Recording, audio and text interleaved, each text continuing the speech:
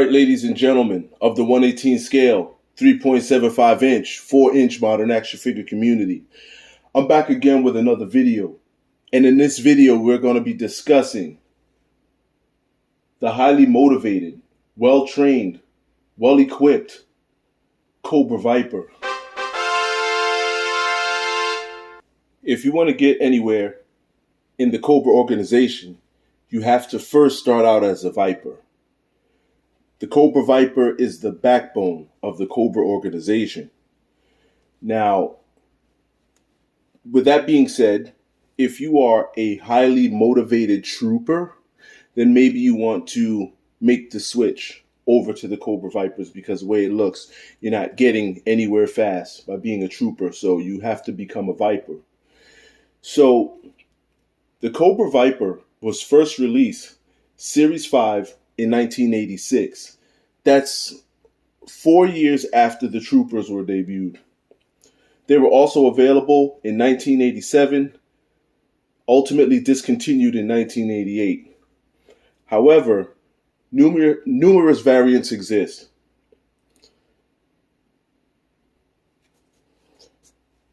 And since there's numerous variants, that calls the question, well, Killshot, didn't you say that they discontinued in 1988?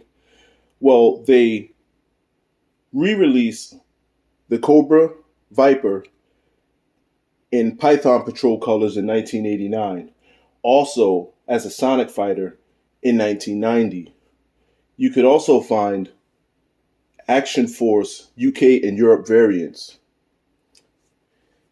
And Hasbro didn't stop there. We saw Vipers released in a modern form in the 25th anniversary in 2008. Now, that particular figure was a huge point of contention because they had these weird hands. And I'm not sure if Hasbro decided to fix that and re-release them because there is another 2008 variant that has better hands. I don't know what they were thinking by releasing those carpal tunnel syndrome having hand sculpts on that line. Now, we would then see the Pursuit of Cobra in 2010 release figures that look similar to the ones that you see right here. And the only difference was they had blue cuffs around their wrists and forearms. And they also, instead of having the bazooka-style rocket launchers, they actually had a cannon on a tripod which fired a single red missile. And that's pretty cool. Those were pretty cool. We also saw 30th anniversary line release them in 2011. 50th anniversary also released them in a 2-pack in 2011. They were packaged with the Crimson Guard. Then we also saw a 50th anniversary box set. And in that box set, you found a Cobra Trooper, the legendary Beachhead, and the Cobra Viper Officer, like you see before you here. So all the way up until present day, we're seeing the release of Cobra Vipers. In the classified line, I believe they released a 3-pack, 2 soldiers and the officer. I could be wrong. I think it's 4 or 3. I'm not sure, but I know it's more than 2. I'll post a picture right here so that we can verify that. So what we're going to do is we're going to start out with the Cobra Viper, and we're going to look at him and some of his equipment that he came packaged with. So first and foremost, let's get a look at the file card. And here you have it. And you can pause and read that if you would like. Awesome. So since these are 50th anniversary file cards, remember they came double-sided. You got 2 in a pack, double-sided with different languages. Remember, participation trophy in the 50th anniversary line, you got every language that they could possibly think of was represented here. So here's 4 different languages. The only other line I think we saw that in was the retro line, the 4-inch modern retro line. So let's get a look at the Cobra Viper and his equipment. So as described in our Trooper video, and also earlier in this video, it was detailed that the Viper that they're very well equipped. Remember, the Trooper came with, I think, one AK-47 style rifle or one something like that, and that's all they had. Whereas the Viper, first and foremost, let's check out his figure stand.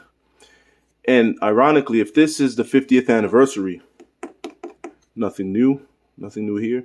If this is the 50th anniversary, they usually painted their logos here in gold, but these are not painted in gold. And I know these are 50th anniversary because of the file cards.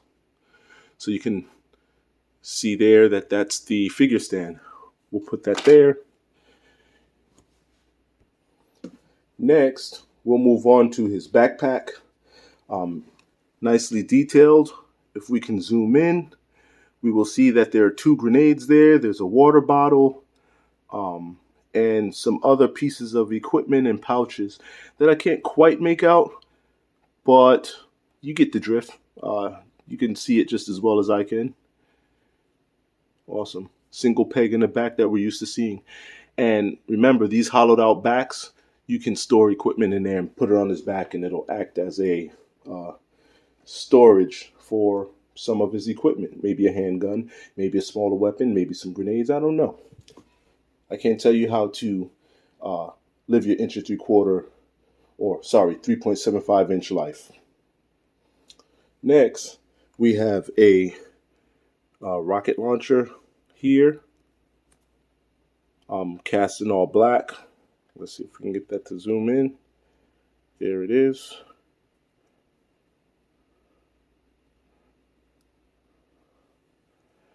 And also has a removable rocket.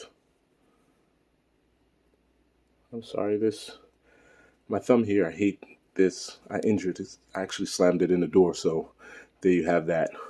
Anyway, moving along. So that's what it looks like. It slides right in, slides right out, and you'll see them with them carrying them on their backs there. Next, we have this weapon cast in gray. Pretty cool. So far, that's a lot of equipment for one soldier. There's more. His next piece of equipment is this small assault rifle, submachine gun, I guess. Or is it a submachine gun? Maybe. It looks like it could be a real world weapon. There you have that.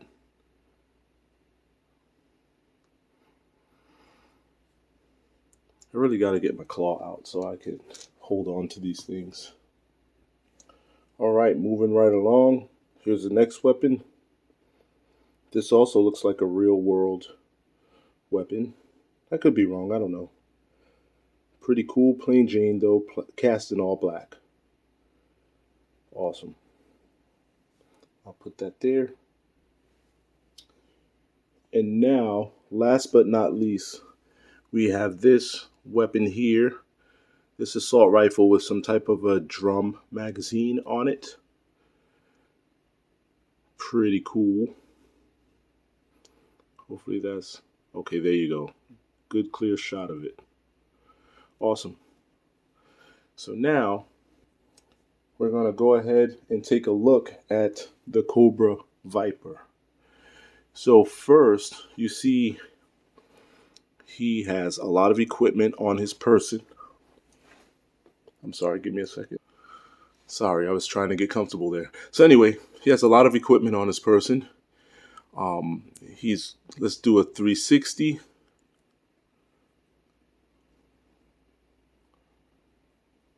Ironically, his body sculpt is made fairly similar to the Trooper. He's a little wobbly. So what we have here, we have this cool bronzed out faceplate or helmet covering, whatever that is. Then we have these goggles. They're actually removable. Oh, these aren't removable. I'm sorry. The other ones on the 25th anniversary was removable. Sorry. He has this web gear, 2 more grenades like we saw on his backpack. We have some pouches. We have the Cobra insignia right here. Let's go ahead. There's his red cuffs. Like I said, the Pursuit of Cobra version has blue cuffs here. And that's how you know it's Pursuit of Cobra. Awesome. He has almost like a metallic boot. Also, if I can zoom in on that, you see it's kind of a metallic. It's not just black. So, pretty cool. Awesome. So there you have it. That is the Cobra Viper. I'm going to cut this video off right here, and I'll be back next week to finish up with the Cobra Viper Officer, which is what you see here in front of you. So with that being said, peace until the next time. And I'm wondering, you know what, I'm just going to do it. These Viper figures minus the officer, and I'm talking about these figures here in blue, I'm going to give them an A because they're done very well, and they look very similar to the original Vipers. There's a lot of nostalgia here. They definitely bring me back to my childhood, back when there was only a few G.I. Joe figures to pick from, and these really stood out. And they just made for a great villain to go after. So, again, that's an A on these guys. So if you have any questions or comments, put them down below. I'll get to them at my earliest convenience, all right? Peace. Thank you for watching the video. This guy will be coming up next.